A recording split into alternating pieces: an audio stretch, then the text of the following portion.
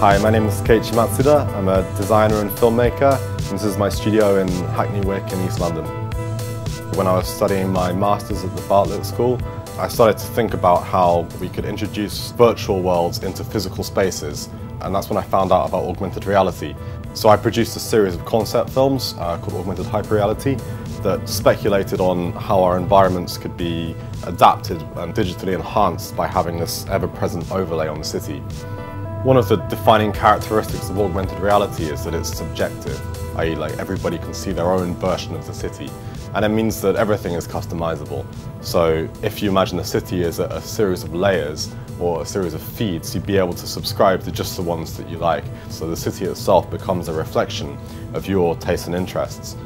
Since the time I started developing those original films, I've always wanted to extend those ideas and continue the research. And now I've just started a self-initiated project that I've backed on Kickstarter called Hyperreality, which is a series of 3 films, each from the perspective of a different person, set in Medellin, Colombia. We're never actually going to see the faces of these characters, it's all shot point of view, but what I'm thinking is that you'll be able to understand a lot about the character just by looking at those environments. For Dezeen and MINI Frontiers, I'm going to take a scene in one of the upcoming Hyperreality films and explore what it's like to be driving through the augmented city. So the film's going to look at both the kind of in-car functionality, like what the dashboard of the future might look like, but I think the main focus is going to be on what's happening outside the car, the kind of transport infrastructure. The type of future that I'm imagining is a future where augmented reality is everywhere, it's a part of everything. We don't even consider it as a technology anymore, and it means that a lot of the things that we take for granted in everyday life, like when we're navigating on the streets, the road markings, the signage, all of that can be applied in the digital layer. And if we consider that, it means that the way traffic systems work could become much more dynamic and much more free-flowing. So you just have sort of open spaces and you drive according to where the markings tell you to go.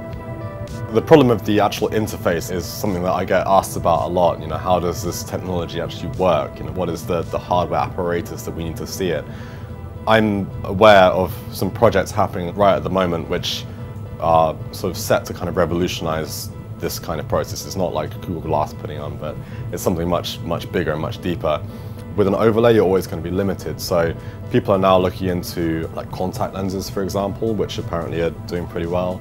And the other big thing I think is about kind of projecting directly onto your retina. So it uses kind of system of little mini projectors that kind of point directly in.